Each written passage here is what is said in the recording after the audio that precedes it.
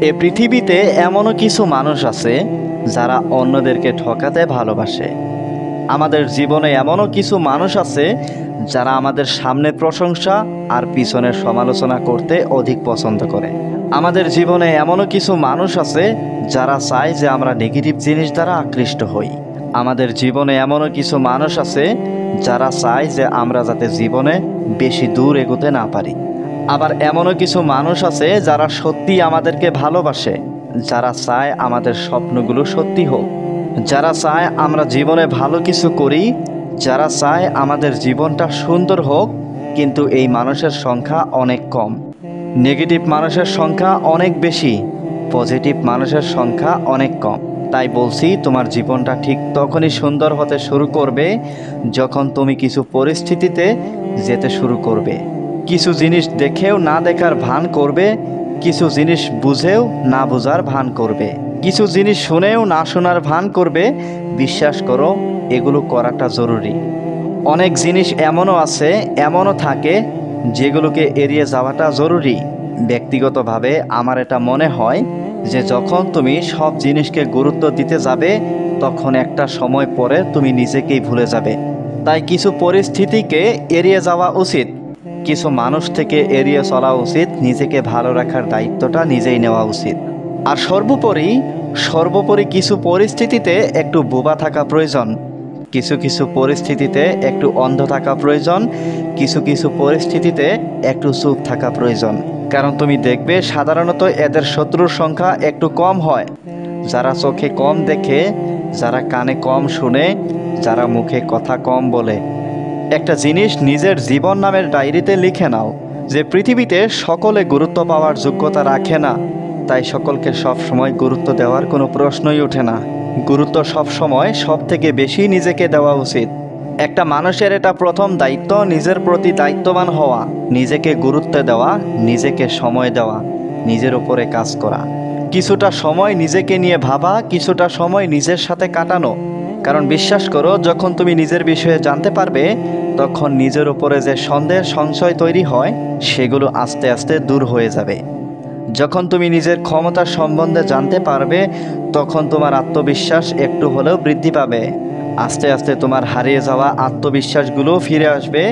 যখন কোনো মানুষ, যখন কোনো ব্যক্তি, যখন কেউ তোমাকে বলে যে তোমার দ্বারা হবে না, তাদেরকে অ্যান্সার দিয়ে বারবার বোঝানোর চেষ্টা করো না।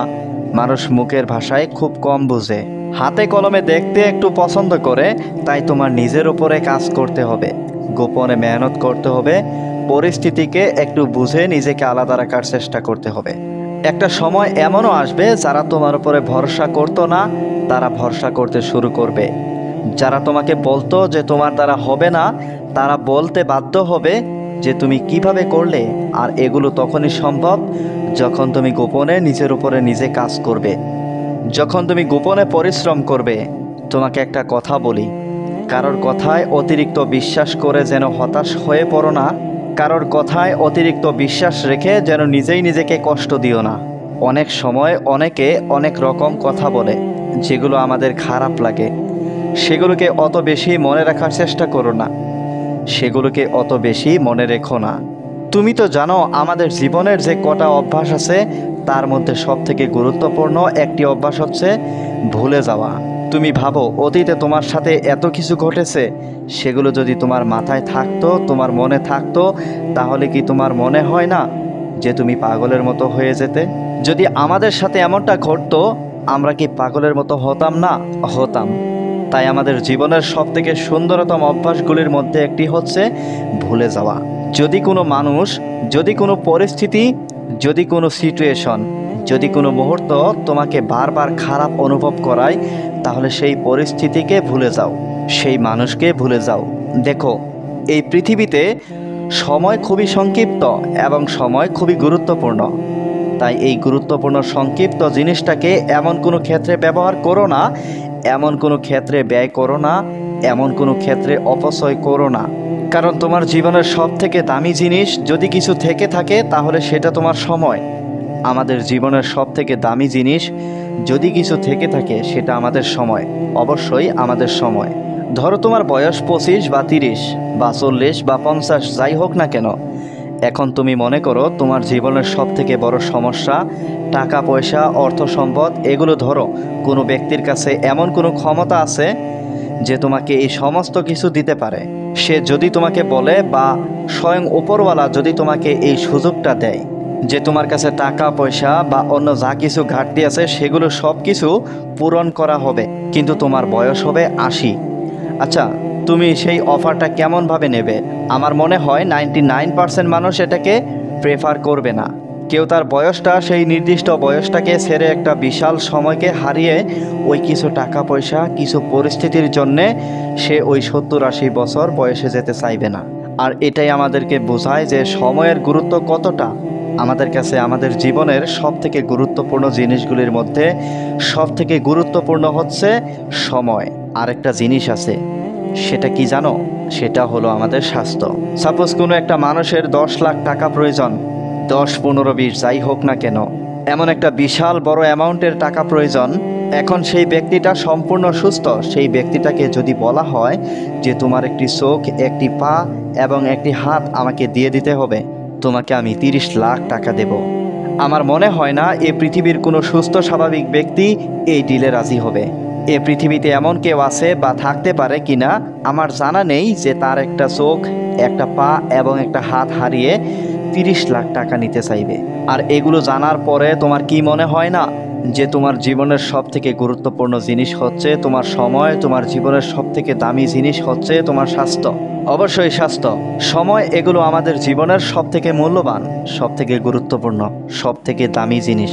তুমি হয়তোবা জানলে অবাক হবে, এই যে ধনী ব্যক্তিরা যাদের আন্ডারে আমরা সাধারণ মানুষ কাজ করি, এরা কিন্তু প্রকৃতপক্ষে আমাদেরকে টাকা দেয় আমাদের সময়ের কারণে, আমাদের অভিজ্ঞতার কারণে, আমাদের স্কিলের কারণে। আর তুমি দেখো, তোমার অভিজ্ঞতাও এসেছে সময় থেকে, তোমার স্কিলটাও এসেছে সময় থেকে, এবং তুমি যে কাজটা করছো সেখানেও সময়ের ব্যবহার হচ্ছে। সর্বোপরি দেখা যায় যে যে ব্যক্তির কাছে আমরা কাজ করি বা যে ব্যক্তির আন্ডারে আমরা কাজ করি, সে প্রকৃত অর্থে আমাদের সময়টাকে কেনে। সুতরাং এটা থেকেও বোঝা যায় যে সময়ের গুরুত্ব কতটা। বিশ্বাস করো, কোনো ব্যক্তি যদি তার সময়ের সঠিক জায়গায়, সঠিকভাবে, সঠিক ক্ষেত্রে, সঠিক সময় ব্যবহার করতে পারে, তাহলে তার জীবনটা পরিবর্তন হয়ে যেতে বাধ্য। আর কোনো ব্যক্তি যদি মনে করে যে আমার জীবনের সঠিক সময় কোনটা, তাহলে অবশ্যই আমি বলবো, তাই সত্যি বলছি, যদি আমাদের মনে হয় যে আজকের দিনটা চলে গেলেও এই দিনটাকে আমরা ফিরিয়ে আনতে পারবো, তাহলে আমাদের সময়ের অপচয় করা উচিত।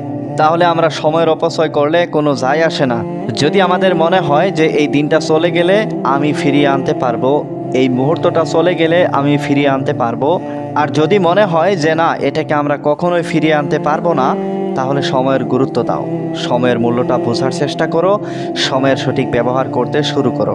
সময়কে এমন কোনো ক্ষেত্রে, এমন কোনো কাজে ব্যবহার করার চেষ্টা করো যেখানে ব্যবহার করলে, যেখানে কাজে লাগালে তোমার সময়ের অপচয় মনে হবে না। দেখো, তোমাকে একটা কথা বলি, তুমি তোমার জীবনে হয়তোবা এটুকু শিখে গেছো যে মানুষ মানুষকে নয়, বরং মানুষের অবস্থানকে বেশি গুরুত্ব দেয়, মানুষের অবস্থানকে বেশি প্রাধান্য দেয়, মানুষের অবস্থানকেই বেশি সম্মান করে, মানুষের অবস্থানকেই বেশি মর্যাদা দেয়। জীবন তোমাকে হয়তোবা এতটুকু শিখিয়েছে। যদি সত্যিই তোমার জীবন এটুকু শিখিয়ে দিয়ে থাকে, তাহলে তোমার মনে হয় না তোমার অবস্থানটাকে গুরুত্ব দেওয়া উচিত, তোমার অবস্থানটাকে পাকাপোক্ত করা উচিত? তোমার কি মনে হয় না যে নিজের উপরে কাজ করা উচিত? অবশ্যই মানুষ মানুষের অবস্থানকে গুরুত্ব দেয়, অবশ্যই মানুষ মানুষের অবস্থানকেই প্রাধান্য দেয়, মানুষ মানুষের অবস্থানকেই ভালোবাসে। বিশ্বাস করো, এখনও নিজের উপরে কাজ করার বাকি আছে, এখনও অসম্পূর্ণ অনেক কিছু সম্পূর্ণ করার বাকি আছে, এখনও অনেক মানুষের মুখে লাগাম লাগানোর বাকি আছে, এখনও নিজেকে পরিবর্তন করার বাকি আছে। আর পরিবর্তন করার সময় এখনও হাতে আছে, কিন্তু এই সময় কতক্ষণ থাকবে কেউ বলতে পারে না। আর যারা সময়কে গুরুত্ব দেয়, যারা সময়কে কাজে লাগায়, সফলতা তাদের জীবনে আসতে চায়। দেখো, আমি জানি তোমার বয়স কত, কিন্তু তোমার বয়স যাই হোক না কেন, আমার মনে হয় না যে তোমার কাছে পরিবর্তন হওয়ার জন্য কোনো কারণ নেই। অবশ্যই কোনো না কোনো কারণ আছে, অনেক কারণও থাকতে পারে। আর যদি সত্যি থেকে থাকে, যদি মনে হয় সত্যি জীবনে কিছু পরিবর্তন করার বাকি আছে, জীবনে কিছু পরিবর্তন করার প্রয়োজন আছে, নিজেকে পাল্টানোর প্রয়োজন আছে, তাহলে কেন, কিসের জন্য অপেক্ষা করছো? কার জন্য অপেক্ষা করছো?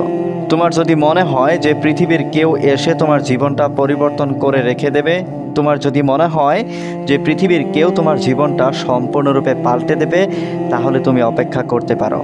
বাট তোমার যদি এমনটা না মনে হয়, তোমার যদি মনে হয় যে না, নিজের কাজটা নিজেকেই করতে হবে, নিজের সফলতার জন্য নিজেকেই মেহনত করতে হবে, পরিশ্রম করতে হবে, তাহলে অত বেশি সময়ের অপচয় করো না, তাহলে অত বেশি আফসোস করো না, অত বেশি অজুহাতগুলোকে কাজে লাগানোর চেষ্টা করো না। নিজের ক্ষমতাগুলোকে বোঝার চেষ্টা করো। তোমার আত্মবিশ্বাস, তোমার সুস্বাস্থ্য, তোমার ক্ষমতা, তোমার মানসিক শক্তি, তোমার ক্ষমতা তোমার হাতে। যে সময় আছে এটাই তোমার সবথেকে বড় ক্ষমতা। এগুলোকে কাজে লাগাও। এগুলোকে কাজে লাগিয়ে দেখো তোমার জীবনে পরিবর্তন আসতে বাধ্য। একটা কথা মনে রেখো, মানুষের জীবনে বয়সের সাথে সাথে ম্যাচিউরিটি আসে না। ম্যাচিউরিটি আসে পরিস্থিতি থেকে, ম্যাচিউরিটি আসে অভাব থেকে, ম্যাচিউরিটি আসে পরিবারের অবস্থা দেখে।